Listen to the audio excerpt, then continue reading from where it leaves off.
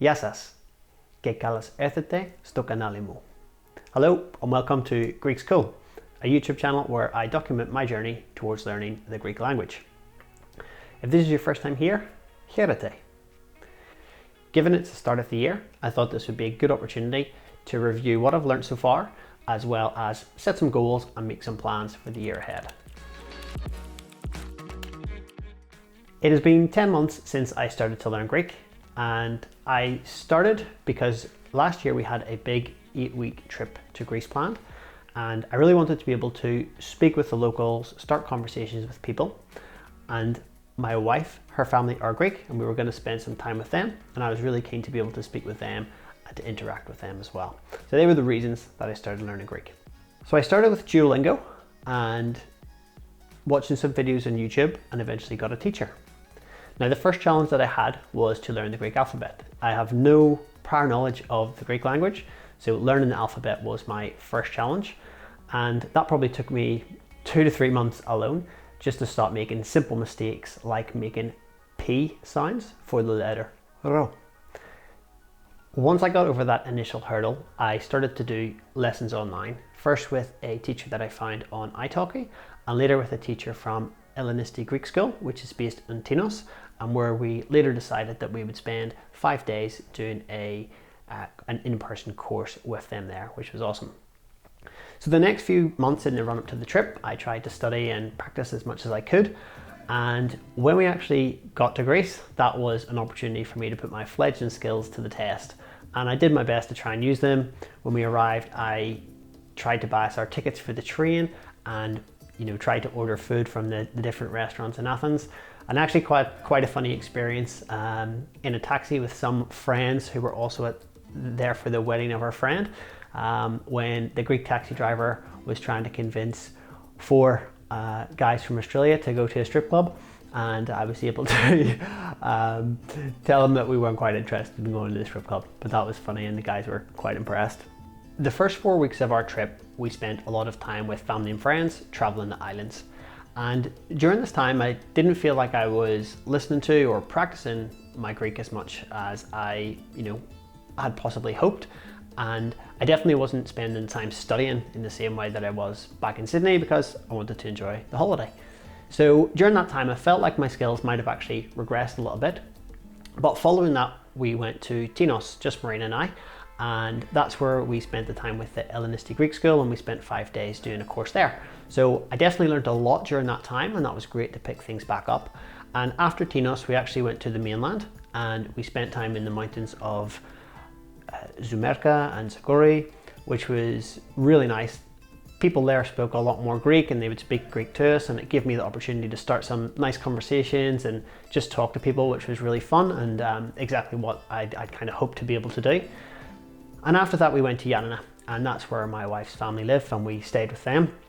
And that was great because my wife, who can speak Greek quite well, she was speaking to her family, and I was just sitting back listening. And although in the first couple of days I couldn't really understand much of what was being said, slowly I definitely felt that I was able to pick up more of the conversations, and if not the full conversation, at least the context, have an idea of what they were talking about. So I really felt that additional exposure to the language really helped my understanding skills to improve. Overall, we had an amazing trip in Greece. We spent an incredible 8 weeks there on the islands, in the mountains, and it really was an awesome holiday. Now, when I got back home, I will admit to feeling quite disappointed and maybe demotivated by my lack of progress. Now, it could have just been some quite strong post-holiday blues, which was definitely a factor. But I think that I definitely hadn't progressed as far as I had imagined or had hoped that I would. And so I really had to think about, do I want to continue this? Do I want to continue to spend more time and invest the time into learning the language? Because it is obviously quite a big commitment.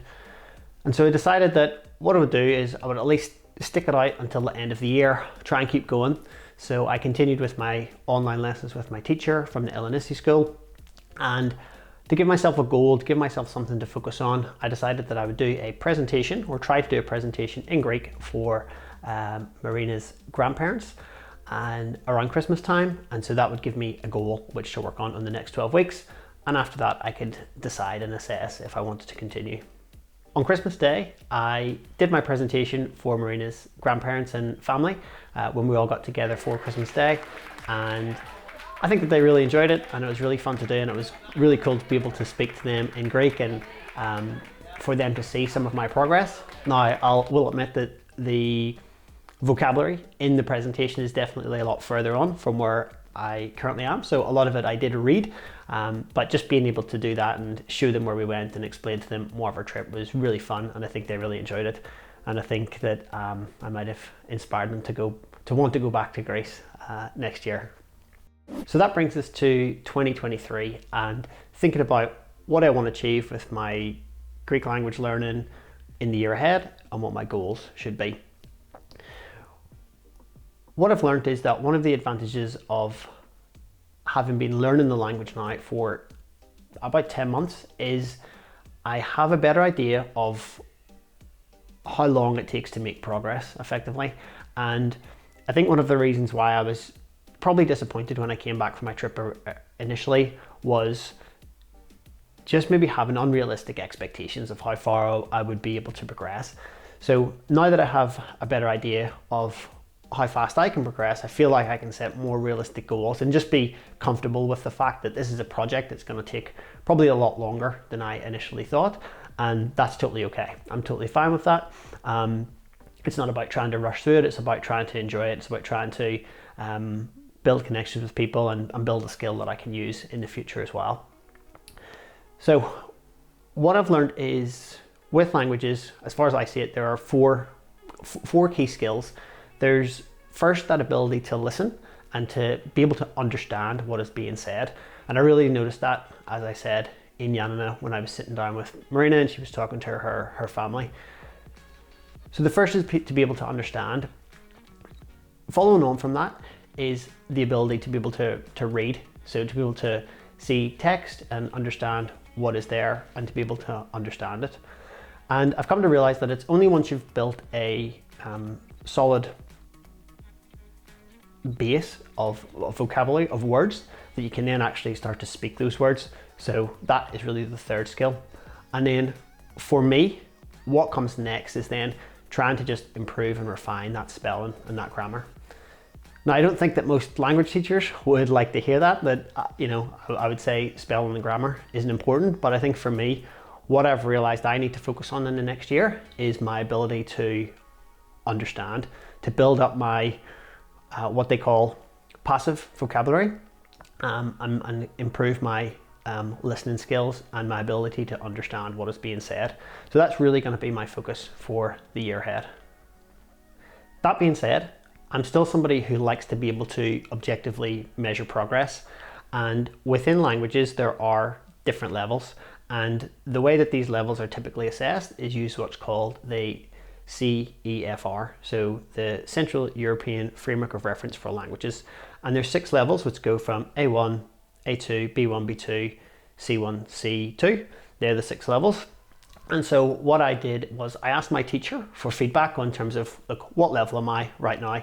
Do you think I'm at A1 level yet? Am I close to B2 level? Just so I could try and gauge where I am. And we agreed that I'm probably still just approaching that A1 level. So maybe close to getting there in A1, and we did some exercises and some of them I was able to do quite well. So what we've decided for this year is to focus on reaching and passing that A1 level. And there's also an exam which I can do for it and sit here in Sydney in May. So I'm going to do that.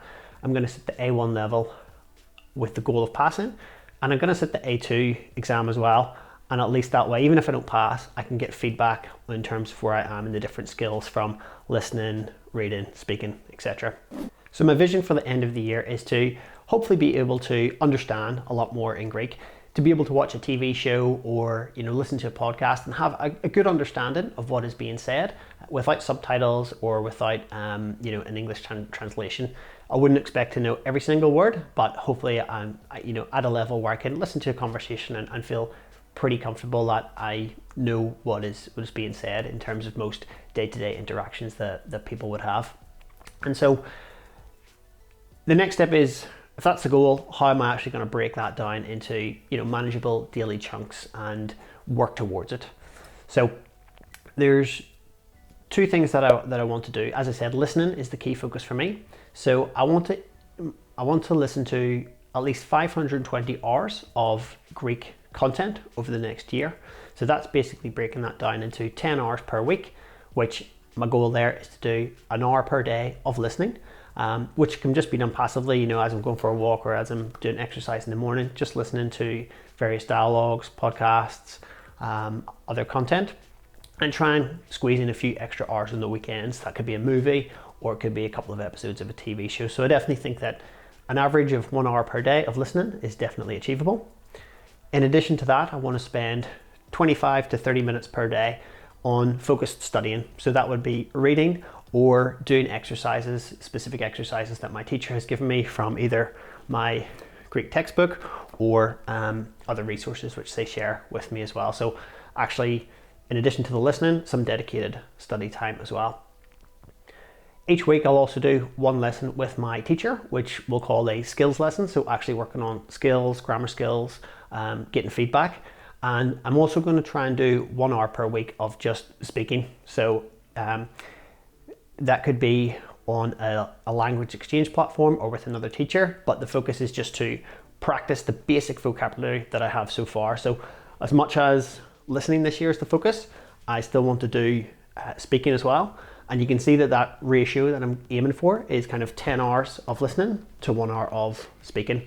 And what I envisage happening is that over the course of time, that will start to shift. So as I feel like my vocabulary is quite big, then I might spend less time listening and more time speaking.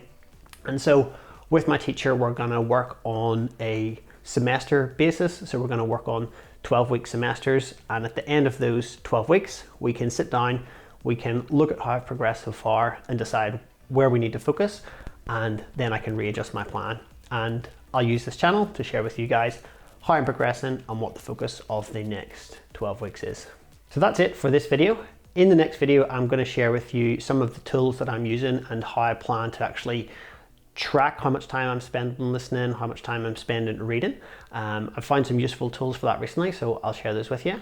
But in the meantime, let me know your thoughts on my goals for the year ahead. If you're somebody that speaks Greek or has learned Greek already, like, am I being realistic? Do you think what I'm trying to achieve is actually achievable? I'd love to get your feedback. And if you're trying to learn Greek or another language as well, I'd love to know what your goals are. What are you trying to achieve in the next 12 months? And you know, maybe if you've broken that down as well into the next 3, what are you trying to achieve? And hopefully we can help keep each other motivated and accountable to achieving those. So if you've watched this video all the way to the end, I really appreciate it. If you want to see future videos, of course, feel free to like, subscribe to the video, hit the notifications. I think it's what all of the YouTube people say. But anyway, I'll leave it there and I'll see you in the next video. If I still.